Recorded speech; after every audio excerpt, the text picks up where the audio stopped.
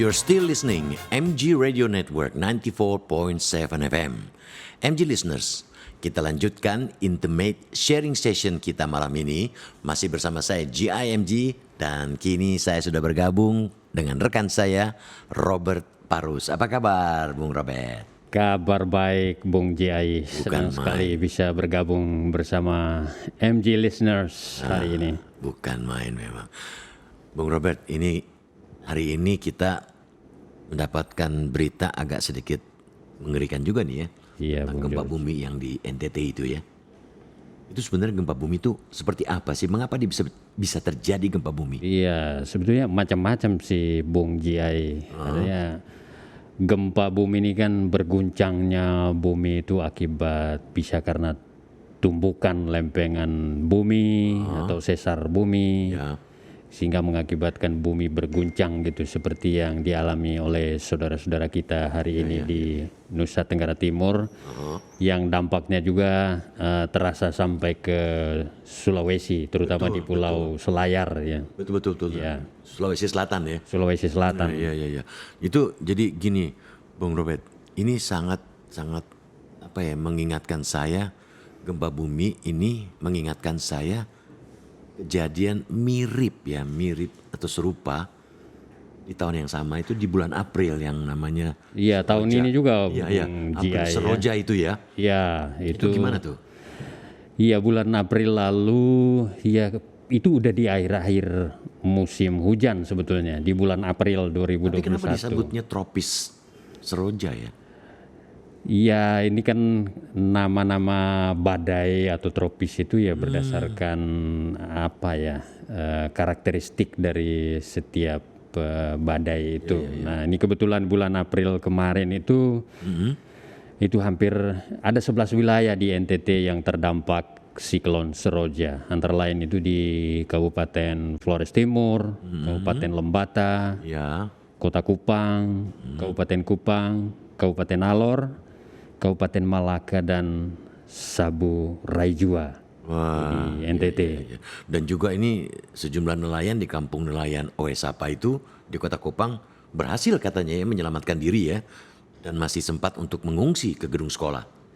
Nah itu dia Bung GI, itu yang istimewanya dan betul menginspirasi kita semua. Nah kebetulan ada sosok heroik sebetulnya di balik penyelamatan itu gitu. Iya. Siapakah dia?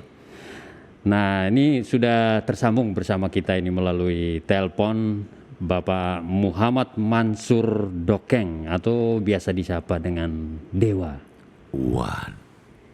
Dewa, Pak Dewa. Halo Pak Dewa. Halo, selamat malam.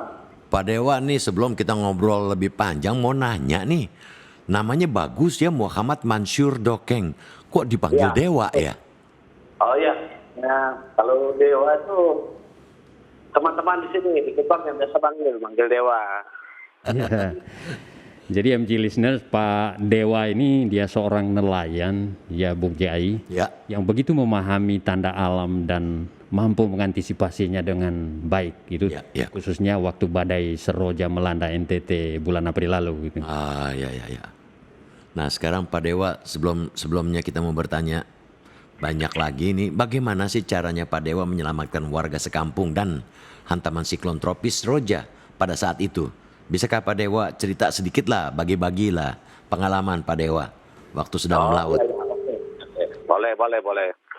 Ya pada waktu itu tanggal 1 April kebetulan saya dan teman-teman nelayan saya kita lagi melaut. Ya. Terus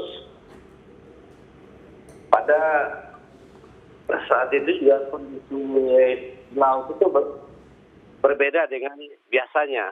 Jadi saya memberitahukan teman-teman yang lain agar kita pulang.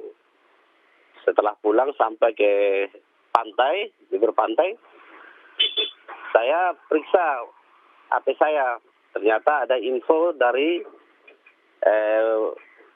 BMKG, itu di WhatsApp grup kami. Saya kan tergabung dalam WhatsApp WA grup BMKG. Iya. Nah, jadi saya beritahu lagi teman-teman agar kapal-kapal kita semuanya dikuatkan tambannya. Dan paginya saya infokan juga ke warga pesisir pantai bahwa ini ada info dari BMKG kepada saya bahwa akan adanya siklon Seroja yang mana gelombangnya luar biasa dan anginnya juga kencang. Jadi saya suruh warga semuanya agar barang-barang berharganya itu dikemas baik-baik. Dan kita harus mengungsi dari bibir pantai itu 150 meter. 150 meter. 150 meter. Akhirnya semua warga turut dan saya dan teman-teman yang lain kita arahkan mengungsi ke sekolah. Di sekolah situ saya rasa aman karena di situ ada 3 tembok yang membendung kita dari hantaman angin maupun seng-seng warga tuh atap-atap rumah warga tuh yang ditiup angin. Jadi alhamdulillah kita selamat. Iya, Bung Dewa, Pak Dewa. Tapi sebelum menerima atau membaca WA itu, pastinya kan Pak Dewa tadi masih sempat melaut. Bagaimana Pak Dewa bisa membaca gitu tanda-tanda alam sehingga akhirnya bisa menyampaikan kepada teman-teman nelayan yang lain dan warga bahkan sebelum menerima WA itu? Oh iya, karena terus terang saja Pak, biasanya kita laut itu kan bersahabat pas pada bulan-bulan April itu kan baik sekali, kondisi lautnya baik sekali. Tapi malam itu kondisi laut berbeda sekali karena arusnya tuh mutar-mutar. Jaring-jaring kita semua tuh kekumpul jadi satu, jadi bola. Jadi ada pergerakan air dari bagian barat, timur, utara. Jadi kondisi kapal tuh oleng sekali. Jadi saya infokan ke teman-teman bahwa ini ada sesuatu yang pertanda sesuatu yang tidak baik. Jadi kita harus pulang semua. Ya, teman-teman semua mengikuti arahan saya karena sebelumnya saya juga sudah dapat pelatihan dari BMKG tentang kondisi alam. Jadi kita seberapa jauh gitu melaut itu atau seberapa lama gitu sampai akhirnya membaca tanda-tanda alam itu? Saya melaut dari bibir pantai itu kita melautnya ada 8 mil jauhnya. 8 mil. Ya. Terjadi itu pada pukul 24.00 Pak, jam 12 malam itu. Oh, jam 12 malam. Tapi sebagai nelayan yang biasa mengalami gejala-gejala alam ketika harus berangkat melaut itu, apakah memang saat berangkat itu sempat merasakan sesuatu yang menunjukkan gejala bahwa akan ada badai? Atau itu tiba-tiba setelah melaut itu sampai 8 mil gitu baru ada tanda-tanda ini? Kami berangkat itu kondisi laut itu bersahabat sekali. Ya. Bahkan waktu jaring juga ditabir, kita sudah tabir jaring, itu kondisi laut juga masih bersahabat. Tapi waktu tengah malam, itu jam 12 malam itu berbeda sekali. Sangat berbeda dengan biasanya. Jadi saya sampaikan ke teman-teman kita pulang. Jadi mereka ke arahan saya, kita pulang. Apalagi setelah tiba di darat ada pesan WA dari BMKG. Jadi itu yang membuat kita yakin bahwa betul-betul ada sesuatu yang terjadi. Akan terjadi sesuatu. Jadi pada saat itu Pak Dewa nih sudah sampai di lokasi penangkapan ikan atau belum tuh? Sudah Pak, sudah. Itu rasanya seperti apa ya Pak guncangan arusnya itu dari bawah laut tuh? Itu guncangannya itu dari semua arah ada Pak. Karena biasanya kalau gelombang itu kalau datangnya dari timur aja atau barat aja. Tapi ini semua arah ada, baru arusnya mutar-mutar. Mutar? Iya, mutar. Itu kayak pusaran dong jadinya ya? Ya, jadi kapal kita tuh mutar jaring-jaring. Wow. Mutar, ya. Oh gitu. Lalu informasinya itu cuaca buruk di lokasi OS apa itu dari WA grup BMKG ya? Ya betul, dari pesan WA grup BMKG. Nah lalu bagaimana cara Pak Dewa meyakinkan warga nih untuk mengikuti arahan Pak Dewa?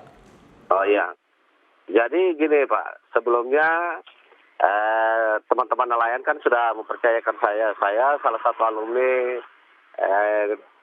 Sekolah Lapang Cuaca Nelayan dan saya selalu mendapatkan informasi terkait kondisi cuaca di laut.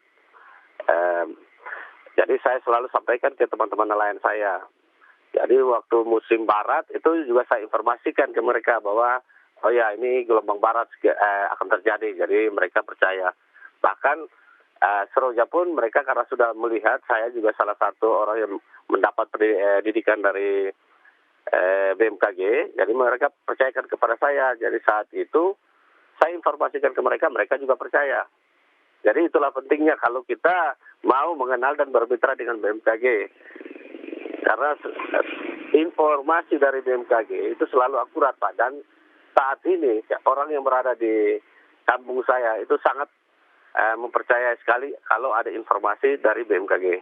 Dan harapan saya ke saudara-saudara yang lain yang ada di Republik kita tercinta ini agar marilah kita mengenal dan bermitra dengan BMKG. Karena mengenal dan bermitra dengan BMKG kita dapat menyelamatkan keluarga kita, tetangga kita maupun teman-teman kita.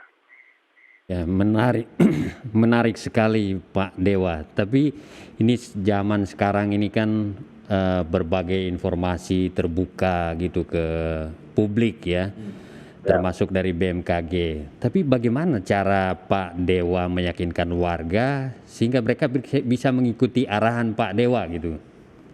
Ya, itulah Pak yang tadi saya bilang bahwa saya pernah mengikuti Sekolah Lapang Cuaca Nelayan dan saya selalu mendapat pesan info terkait cuaca itu langsung dari BMKG, bukan dari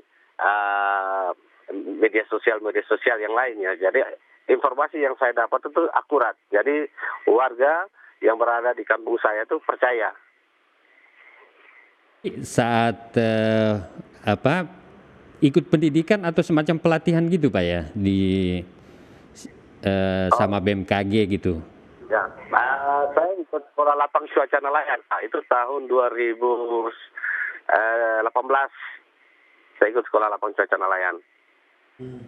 Diajarkan juga nggak Pak itu di sana mengenai gempa bumi? Sangat luar biasa Pak. Dulu jujur saja, saya sebelum mengikuti Sekolah Lapang Cuaca Nelayan itu, saya selalu membaca alam itu berdasarkan instingnya kita. Ternyata dewasa ini, jujur saja, alam sulit sekali untuk diprediksi. Ya. Setuju saya.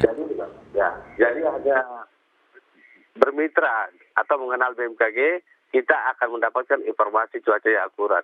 Bahkan sampai hari ini, jujur saja nelayan-nelayan kita semuanya ini selalu mau melaut itu harus mendapat informasi yang akurat dari BMKG. Jadi mereka melaut, baru mereka melaut, melakukan aktivitas penangkapan di laut.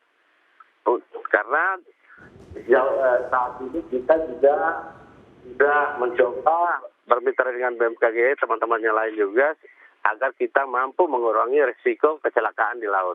Tapi alhamdulillah kita di laut sudah berkurang. Artinya insting seorang nelayan tidak cukup juga, harus dibekali dengan ilmu terkait cuaca seperti yang Pak Dewa juga terima dari BMKG gitu Pak ya? Ya betul Pak. Lalu Pak Dewa, kalau misalnya pada saat itu nih ya, kalau misalnya setelah mendapatkan BMKG dan itu apa meleset atau tidak? Oh tidak Pak, kuat sekali. Kali ya. Ya. Dan pada saat itu kan itu gelombangnya kan tinggi banget ya, 6 meter. Ya. Yang menerjang kampung Oesapa ya. Ya. Nah, apakah kira-kira Pak Dewa bisa membagi cerita kepada kami dan khususnya MG listeners ya, dampak badai Seroja itu yang di kampung Oesapa? Oh iya. Jadi Pak, waktu itu badai Seroja itu gelombangnya luar biasa Pak. Ketinggian gelombang itu sampai 6 meter. Bahkan itu juga sudah termasuk tsunami itu. Jadi angin kencangnya luar biasa, atap-atap warga itu berterbangan. Jadi saya himbaukan kepada warga agar jangan ada yang keluar Karena kalau keluar pasti ada yang terluka, bahkan bisa ada yang meninggal kan. Ya. Jadi semuanya tidak ada yang keluar. Jadi semua terlindung. Alhamdulillah semuanya selamat. Dan bukan apa, badai Seroja ini jujur saja baru pertama kali terjadi di NTT ini. Dan ini badai yang sangat luar biasa dahsyat. Saya sudah saat ini saya umur 40 tahun. Saya di NTT. Belum pernah saya lihat badai sedahsyat ini, jujur saja. Itu Pak, mungkin itu saja yang saya bisa beritahukan. Iya. Lalu apa yang membuat Pak Dewa bergabung dengan grup WA BMKG? Ya, jadi saya bergabung dengan grup WhatsApp, grup BMKG, yaitu di pesan di WA grup BMKG. Itu saya tergabung karena saya salah satu alumni Sekolah Lapang Cuaca Nelayan yang diselenggarakan oleh BMKG. Harapan saya juga Pak, kalau bisa ya, agar semua warga atau rakyat Republik ini mendapat ilmu tambahan dari BMKG. Karena jujur saja BMKG bukan hanya bisa memprediksikan tentang akan terjadinya gelombang besar, angin kencang maupun tsunami. Tapi bagi teman-teman yang lain, semacam apabila ada terjadi hujan, petir, itu juga diajarkan oleh BMKG agar kita apabila terjadi petir, itu kita harus jauhi tempat-tempat lapangan terbuka, persawahan, dan juga kalaupun kita sama teman-teman lagi kumpul, kalau bisa kita harus pisah. Kita harus mengatur jarak 5, bahkan kalau bisa lebih jauh lagi dari 5 meter agar kita aman, semuanya safe. Itulah hebatnya BMKG, Pak. Pak Dewa nih, Bung Robert, Pak Dewa ini pengalamannya bukan main ya? Ya, sebagai nelayan yang sudah mengenal cukup baik sebetulnya soal tanda-tanda alam, terutama saat melaut. Betul. Tapi dia masih belajar masih mau dari belajar BMKG tentang bagaimana tanda-tanda alam itu yang bisa akhirnya menyelamatkan banyak orang gitu ya. Ya. Tapi Pak Dewa, apa yang mendorong Anda untuk masuk ke sana dan belajar? Nah, jujur saja Pak, kalau untuk saya mau belajar ke BMKG itu karena saya merasa bahwa ilmu saya kurang. Jadi saya harus belajar lagi sama BMKG. Karena jujur Luar biasa. ini kita nelayan itu, kita hanya membaca alam itu berdasarkan insting kita. Kalau BMKG, orang-orang semua yang ada di BMKG itu orang-orang yang luar biasa Pak. Bahkan mereka memprediksi alam, mereka membaca alam itu berdasarkan satelitnya mereka. Jadi mereka bisa informasikan ke banyak orang. Jadi disitulah saya mau belajar kepada mereka. Oh begitu. Tapi dari apa yang Pak Dewa pelajari, apakah Bapak membagi ilmu itu dengan para nelayan yang lain atau memberikan sebuah edukasi kepada warga lah paling tidak? Iya, saya berbagi ke teman-teman nelayan yang lain Pak, dari ilmu yang saya dapat atau dengan mengikuti sekolah lapangan cuaca nelayan, ya saya berbagi ke teman-teman. Oh, jadi ini tadi Pak Dewa bilang bergabung di semacam grup WA ya, Bung Jia ya? Ya betul. Di grup itu kira-kira apa saja sebetulnya info dari BMKG yang didapatkan di grup WA sehingga Pak Dewa bisa membagikan info itu kepada teman-teman nelayan dan bahkan masyarakat di sekitar pantai misalnya? Oh ya, di grup kami, yaitu grup BMKG itu Pak, info yang dikirimkan itu terkait cuaca area-area penangkapan tuh Pak, terus cuaca pelabuhan, bahkan tsunami, itu juga peringatan dini, itu semuanya diinfokan kepada kita. Daerah-daerah yang boleh kita lakukan penangkapan karena tidak terkena gelombang atau angin kencang, itu diinfokan kepada kita juga. Jadi kita sudah bisa mengatur daerah mana yang harus kita pergi, yang tidak gelombang dan tidak angin kencang. Jadi itu sudah diinfokan kepada kita melalui grup WA dari BMKG. Jadi sekarang kita nelayan sudah sangat enak sekali, sudah dimanja sekali dengan pesan dari info dari BMKG. Jadi kita mau melaut, ya kita sudah dari rumah kita sudah bisa ngatur rute daerah penangkapan kita, karena itu sudah dibagikan oleh BMKG. Jadi daerah-daerah yang berbahaya kita harus jauhi. Kita pergi ke daerah yang aman itu. Menarik sekali Bung Jiai. Ya, sangat. Artinya ini kan mendapatkan info di grup WA, tetapi yang cukup sulit sebetulnya itu kan bagaimana meneruskan informasi itu dan meyakinkan teman-teman lain, nelayan maupun warga lain di pantai itu, sehingga mereka juga yakin bahwa ini misalnya akan terjadi badai atau angin kencang atau gelombang gitu. Betul. Itu mungkin Pak Dewa bisa menceritakan sedikit. Itu bagaimana bisa mengedukasi atau meyakinkan warga itu ketika Pak Dewa menyampaikan informasi yang dapat dari grup WA itu.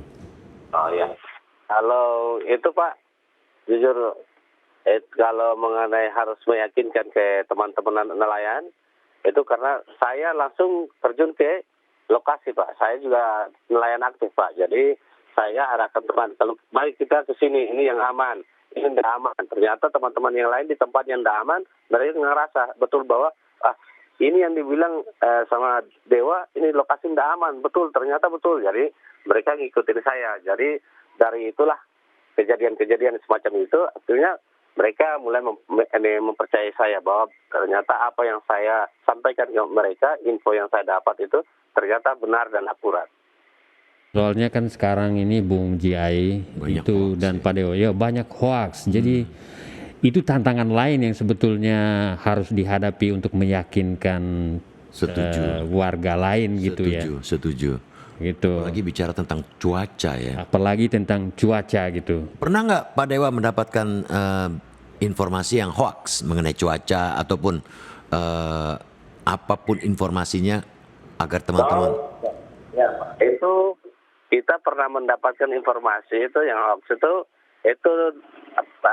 setelah Seroja Pak. Setelah Seroja itu akan informasinya di media sosial ya Pak ya, bahwa akan terjadi tsunami ya. Jadi warga semuanya panik. Jadi semuanya panik. Jadi saya langsung menelpon ke BMKG, khususnya BMK Maritim Tanah Kupang sini, dan dijelaskan sama operatornya bahwa tidak lagi, karena siklon Seroja itu sama seperti tsunami yang sudah lewat. Jadi saya sampaikan ke warga bahwa betul info mengenai ada gempa itu tsunami itu bohong. Jadi semuanya udah tinggalkan rumah waktu itu kembali. Bung George ya, berarti grup WA itu sebetulnya informasinya tidak satu arah gitu ya, dari BMKG saja ke Pak Dewa dan kawan-kawan, tetapi Pak Dewa juga bisa setiap saat menghubungi BMKG untuk misalnya meluruskan informasi-informasi hoaks yang beredar di tengah masyarakat gitu Pak ya. Ya betul Pak. Dengan telepon langsung atau lewat WA biasanya?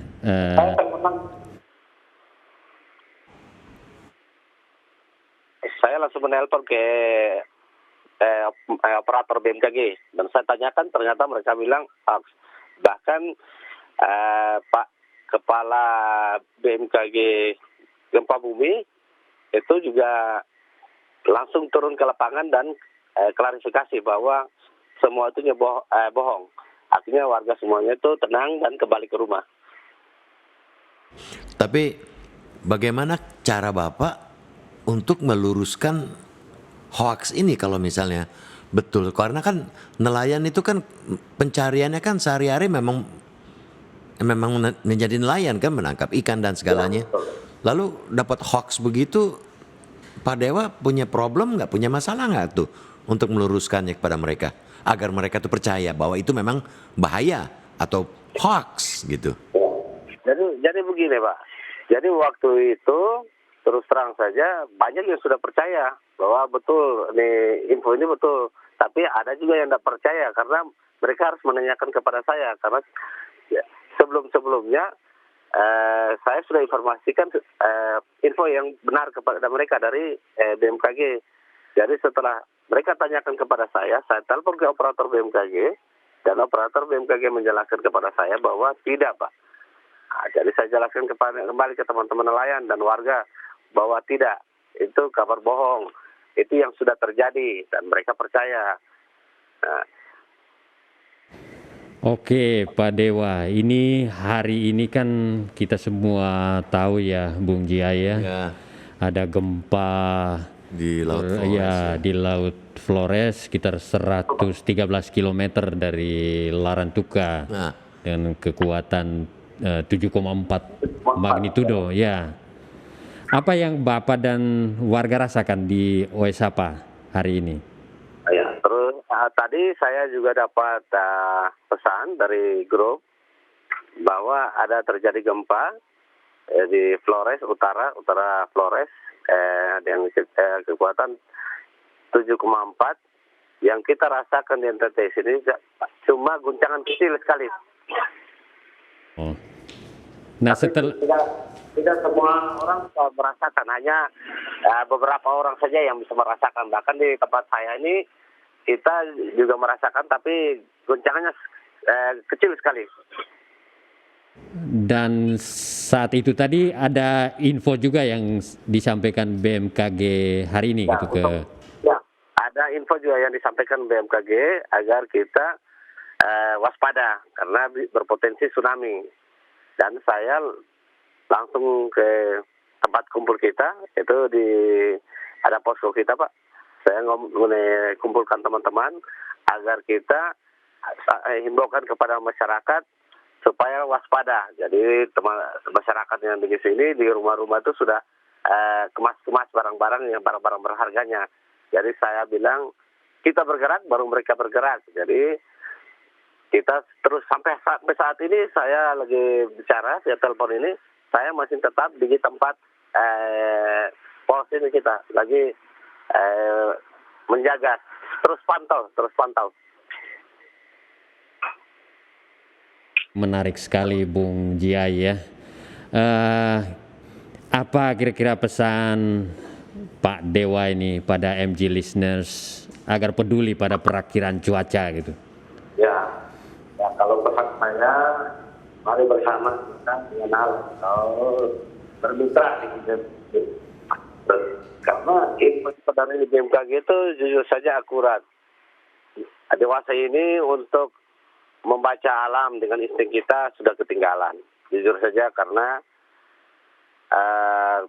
kejadian semacam Seroja. Seroja itu jujur kita tidak bisa memprediksi dengan insting kita karena akan terjadi angin dan gelombang yang begitu kencang. Jadi marilah kita mengenal dan bermitra dengan BMKG karena bersama BMKG kita bisa melindungi keluarga kita, anak kita dan keluarga kita. Dan juga marilah untuk teman-teman nelayan, marilah kita menjadi nelayan-nelayan yang pintar dan nelayan-nelayan tangguh dengan mendapat info ataupun bergabung dengan BMKG. Karena bergabung dan bermitra dengan BMKG apabila kita melaut, keluarga tenang, apabila kita selamat.